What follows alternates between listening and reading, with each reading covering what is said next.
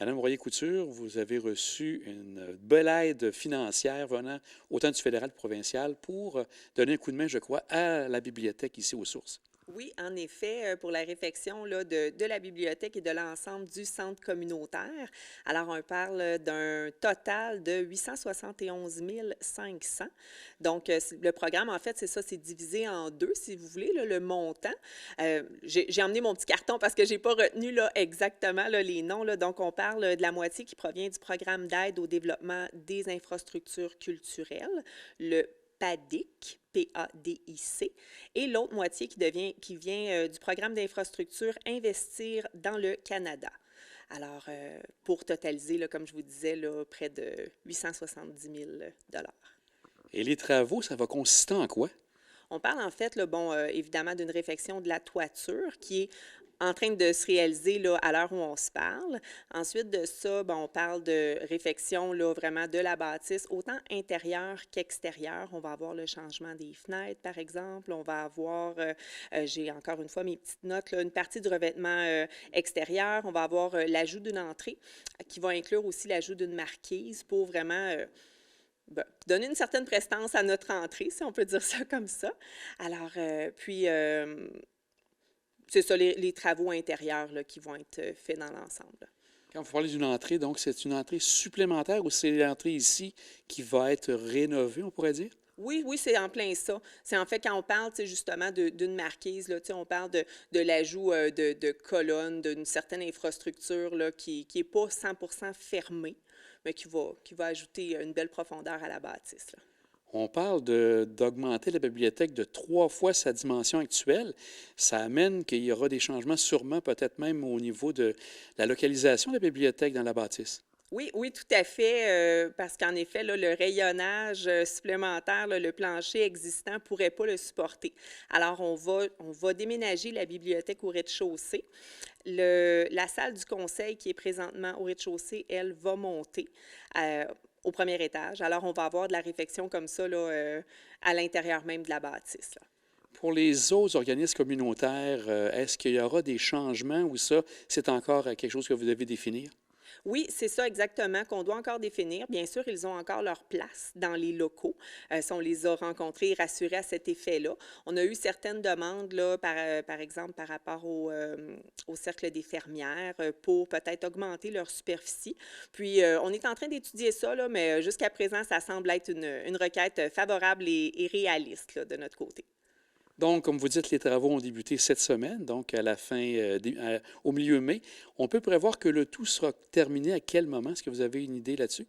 Bien, en fait, c'est ça. Là, on l'avait fait, on pourrait dire, on l'a morcelé. Donc, en ce moment, on faisait la toiture.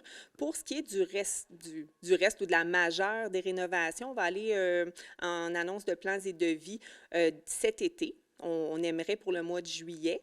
On aimerait par la suite débuter les travaux. Là, si tout entre dans les délais, on parle de juin 2023 pour le début.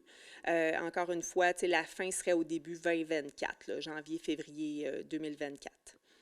Et est-ce que vous devenez peut-être une des plus grosses bibliothèques de la Côte-de-Beaupré?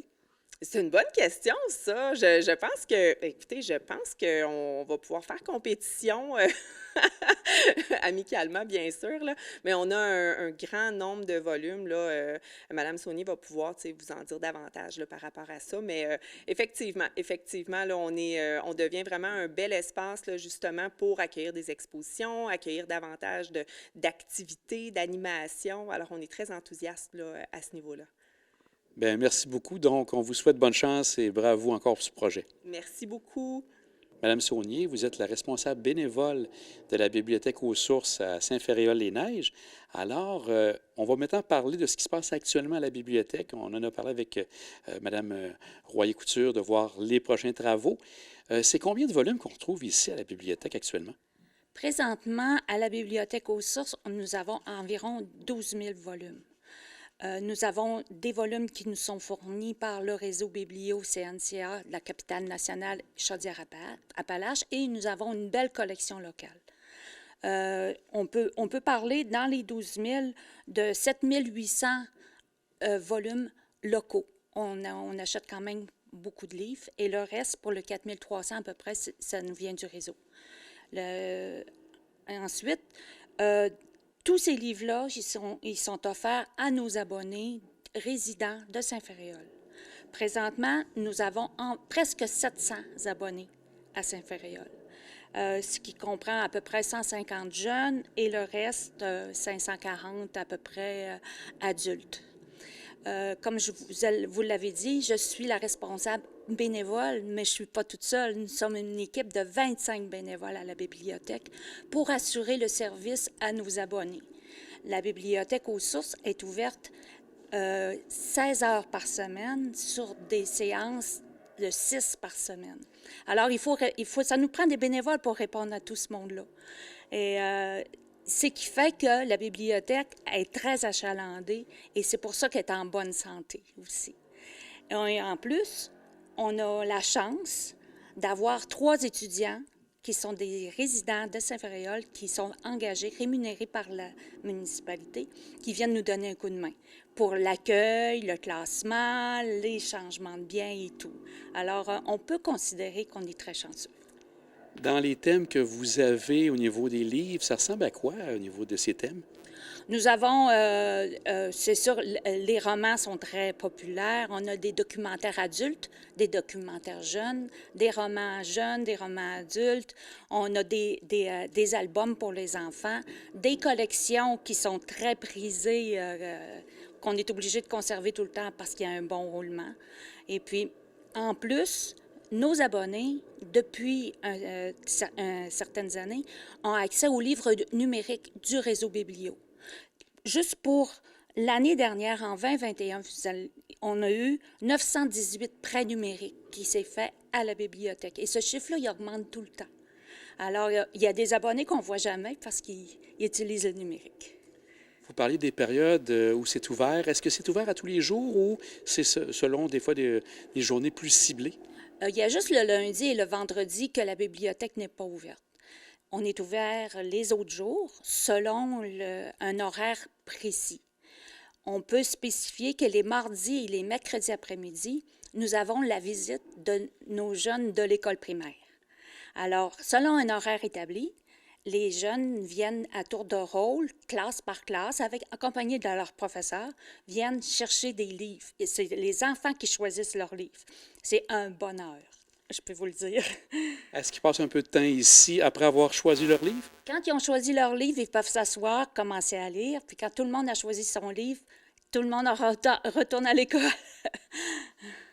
Maintenant, avec les travaux, on va maintenant parler de ce qui s'en vient pour le futur. Pendant les travaux, est-ce qu'il y aura quand même possibilité de venir à la bibliothèque? Ça n'a pas encore été très défini de ce côté-là. On n'a pas les détails, mais il faut s'attendre qu'on ne pourra pas accéder toujours à la bibliothèque à cause de la sécurité qui entoure les travaux. Pour le futur, on peut prévoir, vous avez parlé de 12 000 livres possibles. On peut monter à combien avec la nouvelle bibliothèque? Il est prévu qu'on va tripler. Alors, si on triple, probablement qu'on va avoir besoin encore de plus de bénévoles pour nous aider. Mais par contre, on va offrir beaucoup plus de services au niveau culturel. On veut en faire un milieu de vie pour nos citoyens. On veut que les citoyens viennent à la bibliothèque justement pour vivre à la bibliothèque. Alors, on a des beaux projets, puis on va pouvoir les rendre actifs. On peut prévoir donc des animations pour amener tout ce beau monde? Ah oui, sûrement. On en fait déjà un petit peu d'animation, surtout pour nos jeunes, là, l'heure du conte et puis tout ça. Mais on va en faire plus, ça c'est certain.